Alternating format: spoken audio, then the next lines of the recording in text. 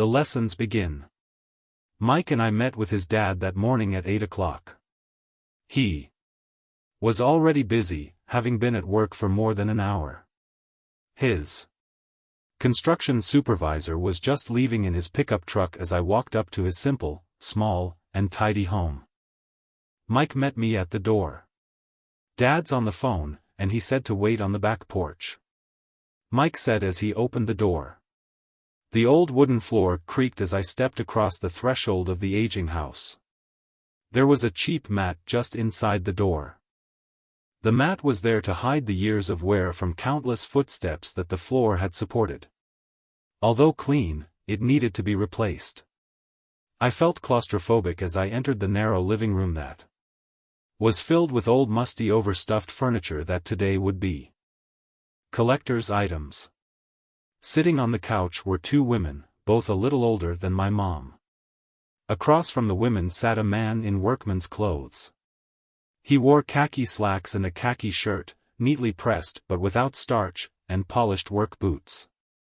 He was about 10 years older than my dad.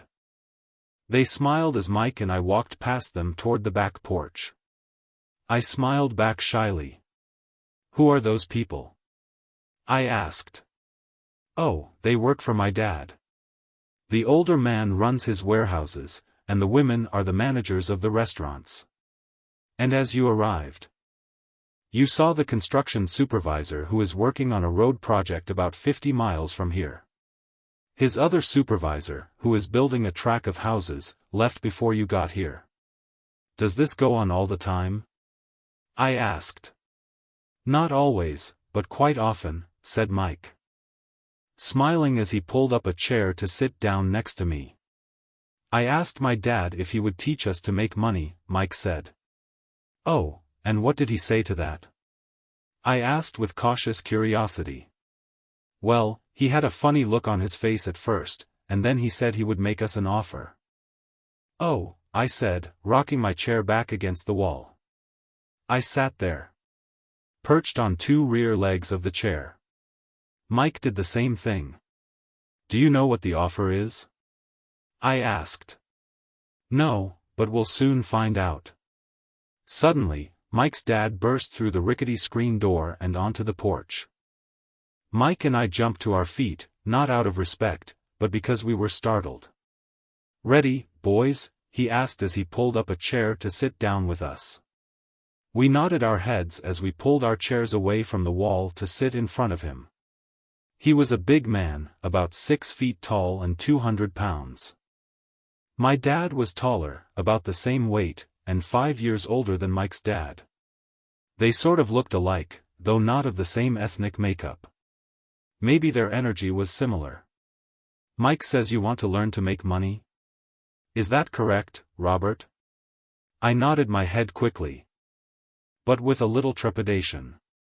He had a lot of power behind his words and smile.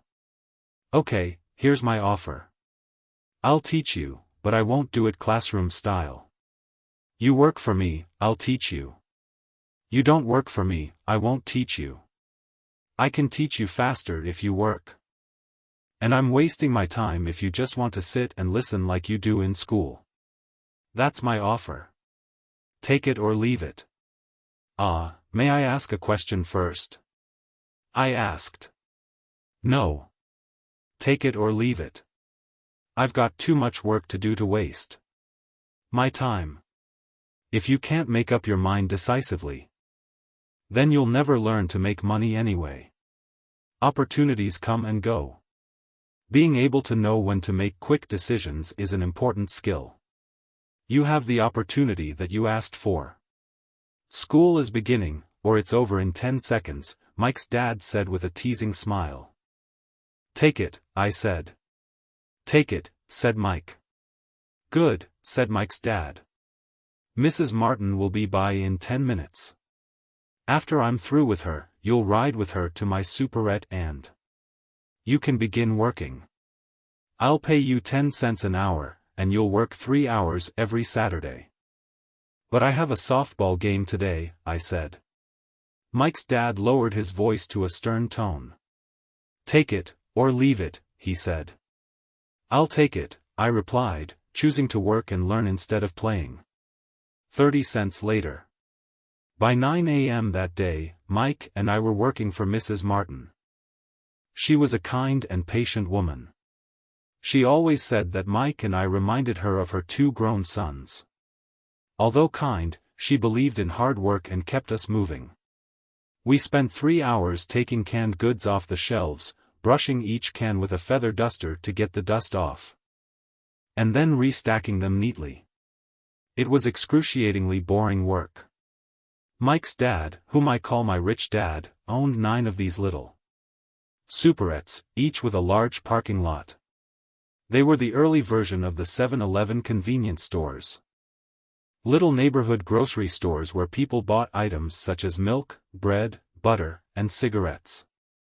The problem was that this was Hawaii before air conditioning was widely used, and the stores could not close their doors because of the heat on 2 sides of the store. The doors had to be wide open to the road and parking lot. Every time a car drove by or pulled into the parking lot, dust would swirl and settle in the store. We knew we had a job as long as there was no air conditioning. For 3 weeks, Mike and I reported to Mrs.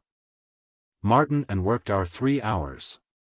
By noon, our work was over, and she dropped 3 little dimes in each of our hands. Now, even at the age of 9 in the mid-1950s, 30 cents was not too exciting. Comic books cost 10 cents back then. So I usually spent my money on comic books and went home. By Wednesday of the 4th week, I was ready to quit. I had agreed to work only because I wanted to learn to make money from Mike's dad, and now I was a slave for 10 cents an hour. On top of that, I had not seen Mike's dad since that first Saturday. I'm quitting, I told Mike at lunchtime. School was boring, and now I did not even have my Saturdays to look forward to. But it was the 30 cents that really got to me. This time Mike smiled. "What are you laughing at?" I asked with anger and frustration. "Dad said this would happen. He said to meet with him when you were ready to quit." "What?" I said indignantly. "He's been waiting for me to get fed up." "Sort of," Mike said. "Dad's kind of different. He doesn't teach like your dad. Your mom and dad lecture a lot. My dad is quiet and a man of few words. You just wait till this Saturday. I'll tell him you're ready." "You mean I've been set up?" "No, not really, but maybe. Dad will explain on Saturday."